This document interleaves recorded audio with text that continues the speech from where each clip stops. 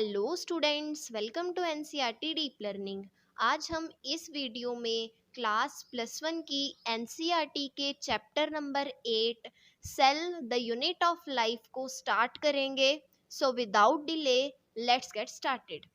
When you look around, you see both living and non-living things. जब आप अपने आसपास देखते हैं तो आपको लिविंग और नॉन लिविंग यानी सजीव तथा निर्जीव दोनों चीजें ही दिखाई देती हैं। You must have wondered and asked yourself, what is it that makes an organism living, or what is it that an inanimate thing does not have which a living thing has? और आपने जरूर उन्हें देखकर यह सोचा होगा और अपने आप से जरूर ही ये पूछा होगा कि ऐसी क्या चीज है जो कि जीवित जीवों में होती है और निर्जीव में नहीं। ऐसी क्या चीज है जो किसी जीवित जीव को जीवित बनाती है। The answer to this question is the presence of the basic unit of life, the cell, in all the living organism. इस प्रश्न का उत्तर ये है कि जो जिंदा जीव होते हैं उनमें सेल प्रेजेंट होता है, यानी उनमें कोशिका होती है। जिस वस्तु में कोशिकाएं यानी सेल्स होती हैं उसे लिविंग बीइंग कहा जाता है। All organisms are composed of cells. सभी जीव सेल्स के बने हुए हैं। Some are composed of a single cell and are called unicellular organisms, while others like us composed of many cells are called multicellular organisms. कई जीव एक ही cell के बने होते हैं जिन्हें हम यूनिसेलुलर ऑर्गेनिजम्स कहते हैं, तथा कई जैसे कि हम मनुष्य एक से अधिक सेल्स के बने होते हैं, इसलिए हमें मल्टीसेलुलर ऑर्गेनिजम्स कहा जाता है। What is cell? सेल क्या है? Unicellular organisms are capable of independent existence and performing the essential functions of life. Unicellular organisms की स्वतंत्र एग्जिस्टेंस होती है, यानी वो अकेले सरवाइव कर सकते हैं। दूसरा, वो जीवन की सभी जरूरी एक्टिविटीज को करते हैं। Anything less than a complete structure of a cell does not ensure independent living. कोई भी ऐसी चीज जो सेल से छोटी है उसमें लाइफ है, यह इंश्योर नहीं होता। Hence, cell is the fundamental structure and functional unit of all living beings. इसलिए सभी जीवित जीवों का संरचनात्मक तथा कार्यात्मक इकाई सेल ही होता है। Antony von Leeuwenhoek first saw and described a live cell. जीवित सेल को सबसे पहले एंटोनी वॉन ल्यूवेनहुक ने देखा और उसे डिस्क्राइब किया। Robert Brown later discovered the nucleus. इसके पश्चात रॉबर्ट ब्राउन ने न्यूक्लियस की खोज की। The invention of the microscope and its improvement leading to the electron microscope revealed all the structure details of the cell. Microscope की खोज तथा उसमें बाद में होने वाले बदलावों के कारण इलेक्ट्रॉन माइक्रोस्कोप की डिस्कवरी हुई, जिसके कारण सेल के अंदरूनी संरचनाओं के बारे में पता चला। Cell theory. In 1838 Matthias Schleiden, a German botanist, examined a large number of plants and observed that all plants are composed of different kind of cells which form the tissue of the plant. 1838 में Matheus Schleiden, जो कि German के botanist थे, botanist का मतलब होता है जो पौधों की स्टडी करते हैं, उसने कई पौधों पर अपनी स्टडी की तथा यह पाया कि पौधे अलग अलग टिश्यूज के बने होते हैं। टिश्यूज आगे अलग अलग प्रकार के सेल्स के बने होते हैं। At about the same time Theodor Schwann, 1839, a British zoologist, studied different types of animal cells and reported that cells had a thin outer layer which is today known as the plasma membrane. इसी समय श्वान 1839 में, जो कि एक British zoologist थे, zoologist का मतलब है जो जानवरों की स्टडी करते हैं, उन्होंने ये पाया कि जानवर सेल यानी कि एनिमल सेल में एक बाहरी परत होती है जिसे हम प्लाज्मा मेम्ब्रेन कहते हैं। He also concluded, based on his studies on plant tissues, that the presence of cell wall is a unique character of plant cells. उन्होंने अपनी स्टडीज के आधार पर ये बताया कि पौधों में सेल वॉल एक यूनिक करैक्टर है, यानी सेल वॉल पौधों में पाई जाती है लेकिन एनिमल सेल्स में नहीं पाई जाती. On the basis of this, Schwann proposed the hypothesis that the bodies of animals and plants are composed of cells and products of cells. इसके आधार पर श्वान ने ये बताया कि जानवरों तथा पौधों के शरीर सेल्स तथा सेल के प्रोडक्ट्स, यानी सेल मिलकर जैसे टिश्यू बनाते हैं, टिश्यू मिलकर ऑर्गन्स बनाते हैं एंड ऑर्गन्स मिलकर ऑर्गन सिस्टम्स बनाते हैं. ये सारी चीजें क्या है? सेल के प्रोडक्ट्स हैं. श्वान ने बताया कि पौधे तथा जानवर सेल्स या सेल के प्रोडक्ट्स के बने होते हैं. Schleiden and Schwann together formulated the cell theory. Schleiden तथा श्वान दोनों ने मिलकर सेल थ्योरी दी. This theory however did not explain as to how new cells are formed. हालांकि यह थ्योरी हमें यह एक्सप्लेन नहीं करती कि नए सेल्स कैसे बनते हैं. Rudolf Virchow 1855 first explained that the cells divided and new cells are formed from pre-existing cells. Omnis cellula e cellula. Rudolf Virchow ने 1855 में सबसे पहले ये बताया कि नए सेल्स पुराने सेल्स से ही बनते हैं, यानी ओमनिस सेलुला ई सेलुला, यानी जो भी नए सेल बन रहे हैं वो पुराने सेल्स के कारण ही बनते हैं. He modified the hypothesis of Sheldon and Schwann to give the cell theory a final shape. उसने शील्डन तथा श्वान के द्वारा दी गई थ्योरी यानी हाइपोथेसिस को थोड़ा मॉडिफाई कर दिया और सेल थ्योरी को फाइनल शेप दी. Cell theory as understood today is, आज हम सेल थ्योरी को इस प्रकार मानते हैं. All living organisms are composed of cells and products of cells. कि सारे के सारे जीव सेल्स या सेल के प्रोडक्ट्स यानी टिश्यूज, ऑर्गन्स, ऑर्गन सिस्टम्स आदि से ही मिलकर बने होते हैं. All cells arise from pre-existing cells, यानी नए सेल्स पुराने सेल्स के डिवाइड होने पर ही बनते हैं. An overview of cell. You have earlier understood that cells in an onion peel and or human cheek cells under the microscope. आपने पहले अनियन पील के सेल्स या ह्यूमन चीक सेल्स को माइक्रोस्कोप के नीचे जरूर देखा होगा.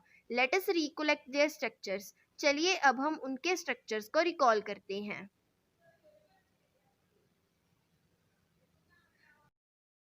The onion cell, which is a typical plant cell, has a distinct cell wall as its outer boundary and just within it is the cell membrane. Onion cell जो कि एक plant cell है, उसमें एक cell wall होती है जो कि सबसे बाहर वाली बाउंड्री होती है. उसके बिल्कुल अंदर एक और बाउंड्री होती है जिसे हम cell membrane कहते हैं. The cells of the human cheek have an outer membrane as the delimiting structure of the cell. जबकि ह्यूमन चीक सेल जो कि एक एनिमल सेल है उसके बाहर सेल वॉल नहीं होती, उसके बाहर एक ही बाउंड्री होती है जिसे हम सेल मेम्ब्रेन कहते हैं. Inside each cell is a dense membrane bound structure called the nucleus. हर सेल के बीच एक डेंस मेम्ब्रेन बाउंड स्ट्रक्चर यानी एक हाई डेंसिटी वाली मेम्ब्रेन होती है जिसके बाहर एक बाउंड्री होती है. इस डेंस मेम्ब्रेन बाउंड स्ट्रक्चर को हम न्यूक्लियस कहते हैं. This nucleus contains the chromosomes which in turn contains the genetic material DNA. Nucleus में क्रोमोसोम्स होते हैं और क्रोमोसोम्स में जेनेटिक मटीरियल यानी DNA होता है.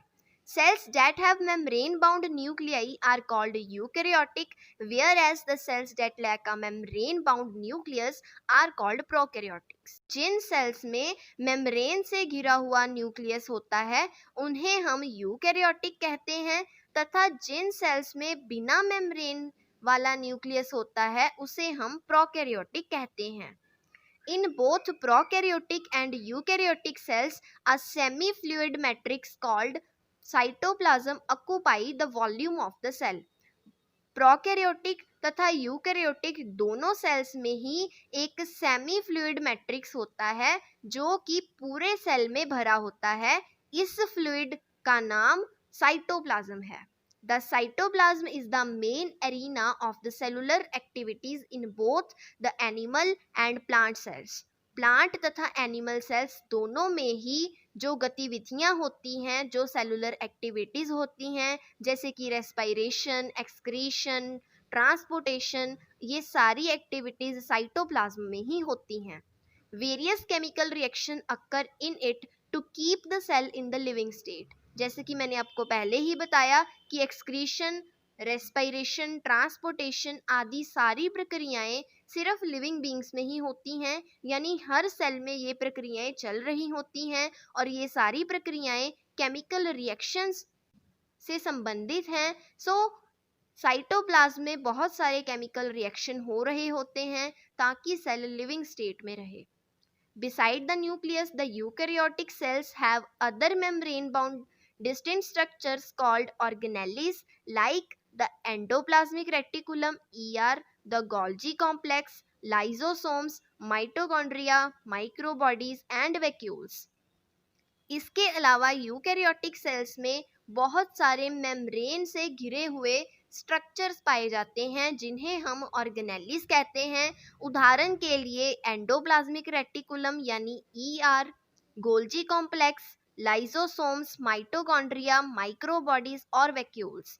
इन सभी के बारे में डिटेल हम अगले लेक्चर्स में कवर करेंगे। The prokaryotic cells lack such membrane bound organelles. Prokaryotic cells में ये मेम्ब्रेन से घिरी हुई संरचनाएं या ऑर्गेनेलिस नहीं होती। Ribosomes are non membrane bound organelles found in all cells both eukaryotic as well as prokaryotic. Ribosomes के बाहर कोई मेम्ब्रेन नहीं होती और ये यूकैरियोटिक सेल में भी पाए जाते हैं और प्रोकैरियोटिक सेल में भी पाए जाते हैं। राइबोसोम का मेन काम होता है प्रोटीन बनाना।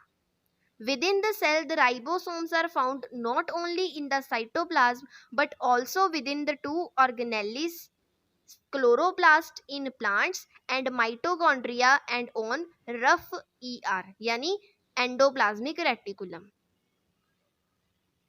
सेल के अंदर राइबोसोम्स केवल साइटोप्लाज्म में ही नहीं पाए जाते बल्कि ये कई और ऑर्गेनेलिस में भी पाए जाते हैं, जैसे कि क्लोरोप्लास्ट में, माइटोकॉन्ड्रिया में तथा रफ ER में राइबोसोम्स पाए जाते हैं। Animal cells contain another non-membrane bound organelle called centriole which helps in cell division। Animal cells में एक बिना मेम्ब्रेन वाली ऑर्गेनेली भी होती है जिसे हम सेंट्रियोल कहते हैं, जो कि सेल डिवीजन में हेल्पफुल होती है।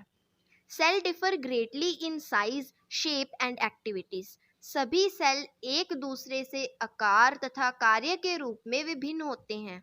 For example mycoplasmas, the smallest cells are only 0.3 micrometer in length while bacteria could be 3 to 5 micrometer.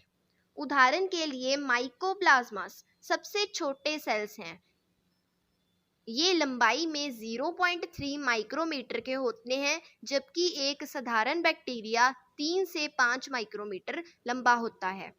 The largest isolated single cell is the egg of ostrich. Ostrich का अंडा सबसे बड़ा isolated single cell होता है। वैसे भी जब हम मुर्गी का अंडा देखते हैं वो भी एक सिंगल सेल ही होता है, लेकिन सबसे बड़ा सिंगल सेल है egg of ostrich। Among multicellular organisms, human red blood cells are about 7 micrometer in diameter। Multicellular organisms जैसे कि मनुष्यों में RBC यानी red blood cells 7 माइक्रोमीटर के होते हैं। Nerve cells are some of the longest cells।